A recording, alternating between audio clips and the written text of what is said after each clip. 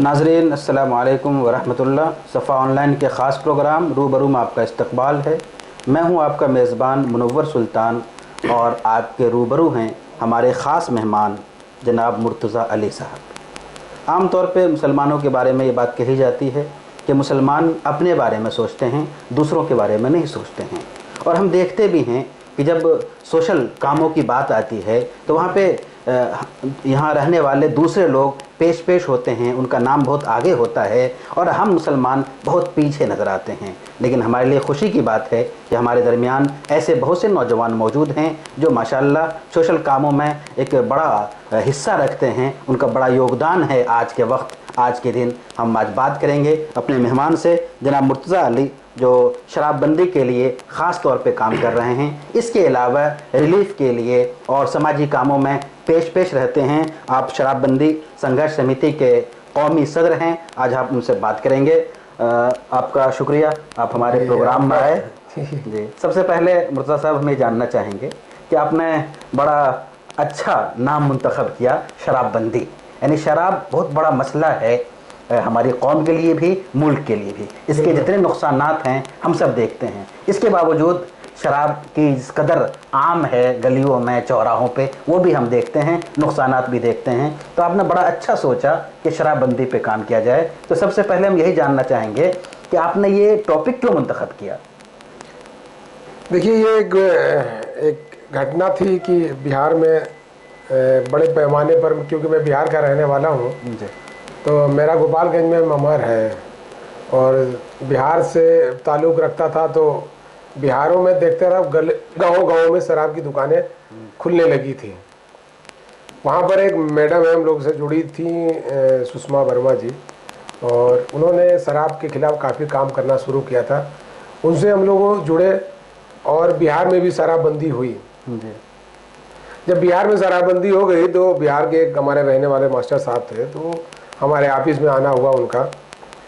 तो मैंने उनसे पूछा कि बिहार में अब शराब बंद हो चुकी है तो बिहार के अब हालात क्या है, उससे कुछ फ़ायदा है या कोई नुकसानात, क्या आप समझते हैं उसको? मास्टर साहब ने बड़ी कम शब्दों में और ऐसा जवाब दिया कि मुझे लगा कि बिहार में अगर शराबबंदी हो सकती है तो यूपी में भी हो सकती है। उन्होंने बताया कि इसके क्या फ़ायदे हैं, क्या नुकसान है, हर आदमी का अपना नज़रिया है। मगर जो ग्रास रूट पर जो हम लोग अपने गाँव में और देख रहे हैं, उसमें दो चीज़ें उन्होंने गया कि एक तो गरीब के घर में भी अब रोशनी और सब्जियां बनने लगी हैं जी। गरीब भी अपने घर के बच्चों को स्कूल भेजने लगा है जी। और मैं बताऊं, क्योंकि हम लोगों ने मुफलसी में अपना बचपन गुजारा है, बिहार के अंदर आज भी डेट ये है कि सब्जियां तब बनती हैं जब उनके अगर कोई मेहमान आते हैं। तो अगर बिहार के अंदर ये तब्दीली हो सकती है कि एक गरीब के घर भी सब्जी बन सकती है, उसके घर में रोशनी हो सकती है, उसके स्कूल के बच्चे जा सकते हैं। एक चीज़ और बताया उन्होंने कि जो जिन गलियों से, क्योंकि बिहार का आपको मालूम है एक तबका गांव के बाहर बसाया जाता है, उस तब जब उन्होंने कहा कि मैं वहां से गुजरने लगा तो उनके अंदर एक अदब आ गया। पहले जब हम गुजरते थे शोर शराबे की आवाज़ आती थी, लड़ाई झगड़े की आवाज़ आती थी, कोई इधर गिरा पड़ा कोई, मगर जब अब गुजरते हैं शराबबंदी के बाद तो वो सलीके के साथ हमारा अदब करते हैं, सलीके के साथ हमसे बात करते हैं। तो एक बड़ी तब्दीली थी जो दिल को लगी कि एक बिहार में अगर शराबबंदी अगर मुकम्मल तौर से ये तब्दीली ला सकती है तो यूपी के अंदर भी और तमाम देश के हर सूबे में अगर ये शराब बंद हो तो ये तब्दीली हो सकती है। तो आप लोग काम किस तरह करते हैं? देखिए, शराब एक ऐसा इशूज़ है कि जब हमने काम शुरू किया तो सबसे पहले हमने संविधान के आर्टिकल कुछ पढ़ा, क्योंकि हमारा जो देश चल रहा है वो संविधान के हिस्से चल रहा है जी। तो संविधान का हमने आर्टिकल 47 जब हमने पढ़ा तो उसमें एक साफ शब्दों में लिखा हुआ था, किसी भी तरह का मादक पदार्थ हो, उस जो शरीर को नुकसान पहुंचाए, मानसिक संतुलन को नुकसान पहुंचाए, सरकार का पहला कर्तव्य ये होता है कि उस पर रोक लगाए। फिर हमने देखा कि सरकार क्या रोक लगा रही है कि नहीं लगा रही है। फिर उस सरकार का हमने देखा कार्य करने का तरीका, वो आप मतलब हैरत अंग्रेज है कि उन्होंने दो डिपार्टमेंट बना रखे हैं, एक आबकारी विभाग बना रखा है और एक मद्य निषेध विभाग बना रखा है। आबकारी विभाग का काम है कि शराब का प्रोडक्शन, शराब कौन बनाएगा, कितनी बनाएगा, कहाँ बनाएगा, कहाँ बेचेगा, ये आबकारी विभाग का काम है और उसकी निगरानी करती है। और आप यकीन करिए वही सरकार वही मद्य निषेध भी विभाग बनाता है, और मद्य निषेध विभाग का वाहिद एक काम है कि शराब की बिक्री पर रोक लगाना जी। शराब लोग ना पिए, इस पर रोक लगाना जी। करोड़ों अरबों रुपए का एनजीओ के माध्यम से मद्य निषेध विभाग पे खर्च किया जाता है कि लोग शराब ना पिए। आप सोचिए कि एक ही व्यक्ति कहता है कि ये मैंने बनाई है शराब, इसको पियो, उसके लिए वो प्रचार करता है, उसका प्रसार करता है, वो टीवी के माध्यम से, बैनर पोस्टर के माध्यम से, दुकानों की अलॉटमेंट के माध्यम से, और वही आदमी कहता है कि शराब मत पियो, ये जहर है, इससे पियोगे तो तुम मर जाओगे, तुम्हें ये फेफड़े खराब हो जाएंगे, तुम्हारा डबल स्टैंडर्ड है। डबल स्टैंडर्ड जो सरकार की नीति है, ये एक नीति हुई कि इसका विरोध हर स्तर पर होना चाहिए। अब ये नीति सरकार ने अपनाई क्यों, ये अब समझिए। इसके अंदर एक सरकार एक हवा खड़ा करती है कि राजस्व आता है, इससे डेवलपमेंट होता है। हमने बहुत काम किया तो लोगों ने हमें झिकझोर दिया, कहें यार क्या बात आप कर रहे हैं, आप शराब बंद करा देंगे तो फिर राजस्व बंद हो जाएगा, और ये रोडों का, नालियों का, शिक्षा पर इतना खर्च होता है, आबकारी निधि से जाता है, तो ये कैसे होगा सब। फिर आप यकीन करिए कि हमने देश के अंदर एक ऐसा प्रदेश है गुजरात, जहां 1960 से शराब बंद है, और इस दुनिया में एक ऐसा देश है जहां बस शराब फ्री सेल बिकती है, नेपाल।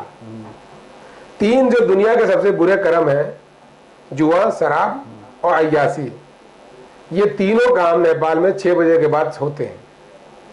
दुनिया का सेकेंड लार्जेस्ट कैसीनो भी नेपाल के अंदर, काठमांडू के अंदर है। ये तीनों काम करने के बाद भी ये देश दुनिया के चुनिंदा गरीब मुल्कों के अंदर है। गुजरात हमारा 1960 से शराब से कोई राजस्व नहीं आ रहा, और आप तमाम प्रदेशों से बेहतर कंडीशन में है वो डेवलपमेंट के माध्यम से। मेरा सवाल यही रहता है कि अगर शराब से कोई राजस्व आता है तो गुजरात को तो राजस्व नहीं मिल रहा, आपसे डेवलप कैसे हो गया? बिल्कुल सही। उत्तर प्रदेश से, बिहार से कैसे ज्यादा डेवलप हो गया है? उसको तो नहीं डेवलप होना चाहिए, वहां की रोडें टूटी होनी चाहिए, बसें व्यवस्थित होनी चाहिए, शिक्षा नहीं होनी चाहिए। आप तो इसका मतलब यह है कि इससे राजस्व के नाम पर सिवाय जनता को धोखा दिया जा रहा है। इसमें देखिए दो बातें हैं सर। इसमें 3 लोगों का ये मजबूत सिंडिकेट है, शराब माफिया, राजनेता और ब्यूरोक्रेट्स। ये तीनों मिलकर इस सिंडिकेट को चला रहे हैं लीगलाइज रूप से, और सरकार इसके अंदर पूरी तरह से इन्वॉल्व है। और जब ये 3 का सिंडिकेट आप समझ सकते हैं, अगर इसमें ब्यूरोक्रेट्स भी हो, इसमें राजनेता हो जो सरकार चला रहे हैं, और इसमें शराब माफिया, जब ये 3 मिलकर इसको चला रहे हैं तो किसकी हिम्मत है इसे बंद कर दे? और आप यकीन करिए जिस प्रदेश में शराब बंद हो जाती है, ये तीनों मिलकर ऐसा प्रोपेगेंडा करते हैं कि उस शराब नीति फेल हो गई यहाँ पर। तो हम सवाल जरा सा फिर दोहराएंगे आपसे कि आप अवामी तौर पे अवेयरनेस का काम करते हैं या कानूनी लड़ाई लड़ते हैं? देखिए हमारी दोनों लड़ाइयाँ चल रही हैं। एक तो पब्लिक को हमें अवेयर करना है कि पब्लिक हमारी एक तो सीधी सादी भोली वाली है जी। शराब की बोतल में लिखा है कि जहर है, इसको पियो को नुकसान करोगे, उसके बाद भी पीती है। जाहिर सी बात है। सिगरेट के डिब्बे पर लिखा होता है नुकसान है, फिर भी पीती है। तो अब और हमारे इस देश के अंदर एक बड़ा दुर्भाग्य है कि शराब को हमने, यहाँ के लोगों ने खुशी और गम का प्रतीक बना दिया है। हम लोग बहुत लोगों से मिलते हैं, पकड़ते हैं रोडों पर, क्यों पी रहे हो शराब? अरे भाई साहब आज छोड़ दिया तो मैं थोड़ा सा खुश हूँ, तो मैंने हम 2-4 दोस्त पी रहे हैं। कौन से लोग मिलते हैं, आज मैं बहुत दुखी हूँ इसलिए मैं पी रहा हूँ। तो इस देश का दुर्भाग्य है, यहाँ के लोगों की ऐसी मेंटलिटी हो गई है कि इसको खुशी और गम से जोड़ रखा है शराब को। एक नया तबका भी के अंदर ऐड हो गया है, इसको स्टैंडर्ड ऑफ लिविंग समझने लगा है। जो हमारी पढ़ी लिखी जेंट्री है, जो अपने आप को क्रीम लेयर और व्हाइट कॉलर और बहुत बड़ा आदमी अपने आप समझता है, वो इसको स्टैंडर्ड ऑफ लिविंग समझने लगा है। ये भी एक देश के दुर्भाग्य की बात है। अगर उसकी पार्टियों में दारू ना हो, शराब ना हो, वाइन ना हो, तो उसकी पार्टियां अधूरी हैं। तो लोगों को अवेयर करना है कि भाई ये किसी लेवल पर ना इससे खुशी तुम्हारी कम बढ़ जाएगी, ना गम तुम्हारा कम हो जाएगा, ना तुम्हारा लिविंग ऑफ स्टैंडर्ड इससे बढ़ जाएगा, ना घट जाएगा अगर इसको नहीं रखोगे। तो लोगों को ये हम लोग समझाते हैं। उसके बाद भी सरकार से भी, राज्यपाल के माध्यम से, मुख्यमंत्री को, आबकारी मंत्री को कंटिन्यू हम लोग की बात चलती रहती है। कोर्ट पर भी हम लोग, हाई कोर्ट में भी अभी हमने एक PIL दाखिल की थी शराब को बंद करने को लेकर। 2 चीजें थी उसमें, या तो सरकार कोर्ट इसको पूरी तरह से बंद करे, या तो फिर इसको सिस्टमेटिक करे कम से कम। उसमें हमने बहुत से सुझाव भी दिए थे। शराब अगर नहीं बंद होती है तो कौन पिएगा, कितनी पिएगी, मिकदार तय होनी चाहिए। हर आदमी को शराब अवेलेबल नहीं होनी चाहिए। ये फ्रीडम नहीं है, इसको हम फ्रीडम नहीं कह सकते। हम किसी की आज़ादी है, लोग हमसे मिलते कहते हैं ये हमारी आज़ादी है कि हम क्या खाएंगे और क्या पिएंगे, हम इससे इत्तेफाक नहीं रखते हैं। अगर ये फ्रीडम है तो मेरा 4 साल का बच्चा स्कूल नहीं जाना चाहता है, हम जबरदस्ती स्कूल को छोड़ के आते हैं, तो उसका भी फ्रीडम हम, फिर वो भी उसका फ्रीडम है, वो स्कूल नहीं जाना चाहता है तो हम क्यों जबरदस्ती उसको भेज के आते हैं। तो अब तक जो कुछ आपने मेहनत की, चाहे वो अवामी अवेयरनेस का हो चाहे लीगल वे में हो, तो उसका अचीवमेंट क्या लग रहा है आपको, क्या कामयाबी मिली आपको? देखिए, आवाम के अंदर हम लोग काम कर रहे हैं और सरकार तो गूंगी बहरियों की सरकार हो चुकी है। और ये सरकार की बात नहीं, इससे पहले की भी सरकारें थी, वो सब भी वही काम करती थी। ऐसा नहीं कह सकते कि ये सरकार खराब है और वो बहुत अच्छी है। जब हमारा देश आज़ादी होता तो इस लखनऊ शहर में बता दें सिर्फ 3 दुकानें थी। आज शायद कोई गुरुद्वारा, शायद कोई चर्च, शायद कोई मंदिर और शायद कोई मस्जिद बची जहाँ दुकानें ना खुली हो। लाल बाग के पास आप देखिए चर्च भी है, स्कूल भी है, दुकान खोल के बैठा हुआ है। इस तरह की हजार यही लखनऊ शहर में आपको दुकानें बता देंगे जो दुकानें खोल रहे। तो सरकार अपने स्तर से किसी भी तरह से चूँ चार नहीं कर, मगर एक फिर भी कामयाबी मिली है। देखिए, पहले जहरीली शराब पर सिर्फ 10,000 का जुर्माना था, अब वो 10 लाख का जुर्माना हो गया। अच्छा। पहली 1 साल की सजा थी, अब उम्र कैद और फांसी तक की सजा का प्रावधान ये योगी सरकार ने किया है। तो काम आप करेंगे तो ऊपर आप देखिए पूरे सिस्टम को चला तो खुदा ही रहा है, हमारी आपकी तो कोशिशें वो देखता है। कोई भी निज़ाम को बंद कराना और चालू कराना अल्लाह के लिए कोई मुश्किल नहीं। हम आप कोशिश कर सकते हो, इस कोशिश को मैं अपनी आखिरी सांस तक करूंगा। बहुत अच्छा। तो एक कोशिश है पूरी शराबबंदी के लिए जी, इसके अलावा आपकी और क्या एक्टिविटीज है? देखिए, इसके अलावा भी हम लोगों ने अभी 2018 में केरल में बहुत ही भीषण बाढ़ आई थी जी। तो उस वक्त हम लोग के अंदर ये एक सोच पैदा हुई कि खिदमत का काम एक बहुत ज़रूरी है और वहाँ पर कैसे ज़्यादा से ज़्यादा मदद पहुँचाई जाए। तो हम लोगों ने इस काम को शुरू किया। हमारे साथ फ़हीम साहब थे, मोहम्मद आफाक साहब थे, अब्दुल वाहिद साहब थे, कुदरतुल्लाह खान साहब थे। धीरे धीरे ये कारवां, मोहम्मद ज़ुबैर साहब, तमाम लोग जुड़ते गए। फिर उसके अंदर हम मौलाना खालिद रशीद फिरंगी महली साहब ने, जो हमारे इमाम हैं ईदगाह के, उन्होंने इसकी सरपरस्ती भी कबूल कर ली। राजेंद्र सिंह बग्गा साहब जो नाका गुरुद्वारा के हेड हैं, उन्होंने भी सरपरस्ती कबूल की। रायल कैफे के मालिक मुरलीधर आहूजा जी हैं। तो तमाम सारे समाज के लोगों ने इसकी कबूल कर ली और एक टीम लखनऊ का गठन किया गया कि देश के अंदर कहीं पर भी कोई प्राकृतिक आपदा आती है तो ये टीम लखनऊ वहाँ पर काम करेगी। ये टीम लखनऊ के नाम से है? ये टीम लखनऊ के नाम से है। अच्छा, हम लोग लखनऊ शहर को प्रेजेंट करते हैं जी। हम लोगों ने केरल में जाके जब काम किया, आप यकीन करिए कि इस पूरे देश से वहाँ पर राहत सामग्री पहुँची, मगर वहाँ के लोगों के द्वारा बताना था कि किसी भी शहर से इतनी बड़ी मदद नहीं आई है, लोगों के द्वारा, सरकार को नहीं कह रहे। और वहाँ जाके हम लोगों ने, आप यकीन करिए कि जब लोग बाढ़ से सरकार उनको बाहर निकालती है कि आप बाहर जाइए, सुरक्षित जगहों पर जाइए, हम लोग, अल्लाह का करम है, कोई जज्बा है कि हम लोग वहाँ अंदर जाने की कोशिश करते हैं कि हम अंदर जाके काम करना चाहते हैं। तो वहाँ पर हम लोगों ने 2018 में काम किया। 2018 में जब हम लोग काम किया तो मुख्यमंत्री ने हम लोग को वहाँ पर बुला के सम्मानित किया। राज्यपाल ने अभी हम 1 महीना पहले गए थे, राज्यपाल ने सम्मानित किया। तो इस साल जो सैलाब की कैफियत है पूरे मुल्क के मुख्तलिफ हिस्सों में, तो आपका क्या प्रोग्राम है?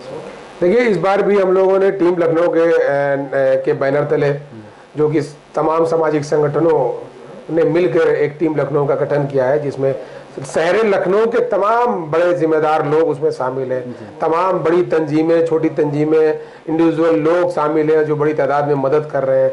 वो सारे लोगों ने इस बार भी मदद करने की ठानी। हम लोगों ने इस बार जो भी हम लोग के पास, क्योंकि इस बार आप मान के चलिए कि देश के अंदर बहुत से हिस्से ऐसे हैं जो लगभग आधा आप हिंदुस्तान कह सकते हैं इस टाइम बाढ़ की चपेट में है। आप आसाम के अंदर सबसे पहले बाढ़ आई, उसके बाद बिहार के अंदर है, महाराष्ट्र के अंदर है, उड़ीसा के अंदर है, आपका हिमाचल प्रदेश में, उत्तराखंड में, केरला में बड़ी पैमाने पर तबाही आई हुई है। आपका कर्नाटक में है, आपका दिल्ली रेड अलर्ट पर है, महाराष्ट्र में है। तो आप कह सकते हैं अभी राजस्थान से खबरें आ रही है, पंजाब से खबरें आ रही हैं, यूपी के अंदर बहुत सी जगहों पर बाढ़ की चपेट में आ चुकी है। आपका रामनगर है, आपका बहराइच है, आपका सरस्वती है, आपका कल मुख्यमंत्री बनारस का दौरा करके आए, बाढ़ प्रभावित क्षेत्रों का दौरा करके आए। तो हम लोगों ने एक बाकायदा कई टीमें बना रखी हैं जो अलग अलग सूबे पर जाके काम करें। कुछ टीमें हमारी उत्तर प्रदेश के जिन जिलों में बाढ़ आई है वहाँ पर काम करेगी, जो रॉ मटेरियल हमारे पास आ रहा है वो रॉ मटेरियल वहाँ बांटेगी। जो दूसरे डिस्ट्रिक्ट है उन डिस्ट्रिक्टों में हम लोग फाइनेंशियली रूप से जो हम लोग मदद कर रहे हैं, क्योंकि पिछले बार हम लोगों ने काम किया था तो इस चीज़ का अनुभव किया कि वहाँ पर ही परचेज करके बांटना आसान है बनस्पत यहाँ से ले जाना, जबकि रेलवे ने हमें फ्री ऑफ कॉस्ट हमारा सामान वहाँ से भेजा था और वो मदद की थी, हमें कोई चार्ज नहीं लिया था। तो इस बार भी जो हमें रेलवे से मदद चाहिए वो हमें मिल रही है, और बाकी जगह से कोशिश ये कर रहे हैं कि जो हम लोग वहाँ कैश आ जाए वहीं से मटेरियल खरीद के बांटे। मैं खुद अभी बिहार जा रहा हूँ, आज रात में निकलूंगा, उसके बाद मैं 30 तारीख को केरल और कर्नाटक के लिए जा रहा हूँ। बाकी एक हमारी टीम फ़हीम साहब है, अतीक भाई हमारे बैठे हुए हैं, और वाहिद भाई है, मोहम्मद जुबैर साहब, वाहिद भाई और तौसीफ साहब यहाँ अगल बगल के जिलों में जाएंगे, वहाँ पर राहत सामग्री बांटेंगे। ये यहाँ रह के काम करेंगे। एक टीम हमारी हो सकता है महाराष्ट्र जाना चाह रही है, वो महाराष्ट्र जाएगी। तो इस बार भी हम लोगों ने बाकायदा, क्योंकि देखिए सब कुछ सरकार के ऊपर नहीं छोड़ा जा सकता कि सरकार करे, हमारा भी कोई फर्ज बनता है इंसान के, क्योंकि अगर अल्लाह ने कहा है कि फरिश्तों से सजदा करो आदम को, तो इसलिए नहीं कह दिया कि हमारी शक्लें अच्छी बनाई थी, इसलिए कहा था कि हम एक इंसान के दर्द को दूसरे इंसान की समझने की सलाहियत उसके अंदर अल्लाह ने डाली थी। तो इस दर्द को हम लोग समझते हैं कि जिसका बना बनाया घर जब सैलाब में बह जाता है, जो दूसरों की मदद करता था वो खुद मदद का जब मोहताज होता है तो उसके दिल पर क्या बीतती है, इस दर्द को कोई एहसास करेगा तो बड़ी मदद करने की कोशिश करेगा। आखिरी सवाल मुर्तज़ा साहब कि जो आपने जिक्र किया आर्टिकल 47 का, इसको नाफिज करने के लिए हमारी गवर्नमेंट क्यों तैयार नहीं है और हमारी तरफ से क्या और कोशिश होनी चाहिए? क्योंकि हम जितनी कोशिश कर रहे हैं उस सब के बदले अगर इस पे हम अमल करवा लें तो मेरे ख्याल से सारा मसला हल हो सकता है। देखिए इस पर भी हम लोगों ने काफी काम किया, आर्टिकल 47 होने के बाद भी ये करते क्यों हैं? ये तो संविधान का उल्लंघन है। तो इन्होंने क्या कर रखा है, जो मद निषेध इन्होंने जो बना रखा है ना, ये उसी आर्टिकल 47 के जवाब में बना रखा है। अच्छा, कि देखिए मैं रोक तो रहा हूँ मगर ये 420 का मुकदमा इनको बकायम होना चाहिए। आईपीसी की एक धारा 420 और 420 की धारा का अगर मैं थोड़ा सा खुलासा करूं तो मैं अपनी अकल के दम पर, बिना आपसे जोर जबरदस्ती किए हुए, अपनी अकल के दम पर आपको इस तरह की फर्जी स्कीम बता के, कुछ भी बता के आपकी जेब से फाइनेंशियली हम आपका पैसा ले लेते हैं और उसका आना करते हैं, तो आप मुकदमा ये लिखाएंगे कि इसने अपनी अकल के दम पर मुझसे चालाकी करके मेरा पैसा हड़प लिया। इस सरकार के ऊपर 420 के मुकदमे, इसी सरकार के, इसके बाद की भी सारी सरकारों में 420 के मुकदमे कायम होना चाहिए, क्योंकि भारत की आवाम के साथ ये 420 का काम कर रहे हैं। एक तरफ ये खुद कहते हैं कि शराब बनाते हैं, बेचते हैं, उसका प्रोडक्शन करते हैं, उसको डिलाटमेंट करते हैं लीगलाइज रूप से, और दूसरी तरफ ये कहते हैं कि इसको मत पियो, ये जहर है। ये दोनों तरफ से पब्लिक को बेवकूफ बनाते हैं। मैंने मद निषेध विभाग को RTI डाल के मैंने पूछा कि 10 साल का मुझे रिकॉर्ड आप बताइए किन NGO के माध्यम से आपने ये शराब मद निषेध विभाग ने उनको ठेके दिए और कितनी फायदा हुआ इस मद निषेध विभाग का, आज तक का बताए। सरकार कोई जवाब देने को तैयार नहीं है, उल्टा मुझे धमकी आती है कि इस तरह का आर्टिकल मत डाल, इस तरह का RTI मत डाला करिए और आके हमसे मिलिए, अगर कुछ आपको काम लेना हो तो आपको NGO चलाते हैं, जबकि उनको मालूम नहीं है कि मेरा बिजनेस अलग है, ये मेरी खिदमत खल्क है। मैं बाकी NGO की तरह नहीं हूँ कि मेरा कोई धंधा है कि मैं उनसे जाके कोई मदद लूं। तो ये सरकार तो पूरी तरीके से लोगों के, सीधे साधे लोगों से ये बेवकूफ बनाने का काम कर रही है और बेवकूफ बना के अपना राजस्व बना रही है और दिखाती है कि इससे देश का, प्रदेश का राजस्व आता है, जबकि बिल्कुल झूठ है। जितना राजस्व ये करते हैं उससे ज्यादा ये खर्च करते हैं, मद निषेध विभाग पर खर्च करते हैं, आबकारी विभाग पर खर्च करते हैं। दीगर ऐसी बड़ी बीमारियां हैं जो विधायक अपनी निधि से दे सकता है, सांसद अपनी निधि से दे सकता है, और एक्सीडेंट के माध्यम से सार्वजनिक स्थानों को शराब पी के लोग नुकसान पहुंचाते हैं, जान मान की हानि होती है। ये सब अगर आप जोड़ लेंगे तो जितना इनको राजस्व मिलता है उससे दुगना या तिगुना ये खर्च कर देते हैं। क्या आपके प्रोग्राम में इस तरह की आइंदा कोई एजेंडा है कि 420 का मुकदमा करेंगे या इस तरह की कोई और कानूनी कार्रवाई करेंगे? नहीं, मेरा तो बिल्कुल इरादा है कि अल्लाह ने अगर, मैं कोशिश में लगा हूँ, अपने वकीलों से राय मशवरा भी कर रहा हूँ कि जितने भी सरकारें बनी और जितने भी इनके आबकारी मंत्री रहे, इनके खिलाफ कोई मुकदमा बने तो मैं बिल्कुल करूंगा। मैं इनसे किसी तरह से डरने वाला भी नहीं हूँ। बहुत शुक्रिया, जज़ाकल्लाह। नाजरीन, आप देख रहे थे सफ़ा ऑनलाइन का ख़ास प्रोग्राम रूबरू, और आज हमारे साथ गुफ्तगू के लिए मौजूद थे जनाब मुर्तज़ा अली साहब, जो ख़ास तौर पे शराबबंदी के लिए बड़ी कोशिश कर रहे हैं और हर एतबार से कोशिश कर रहे हैं। इसके अलावा टीम लखनऊ के नाम से भी इनकी तंजीम है और ये पूरे मुल्क में खिदमत खल्क के लिए, रफ़ाए आम के लिए कोशिश कर रहे हैं। बहुत बहुत शुक्रिया, जज़ाकल्लाह।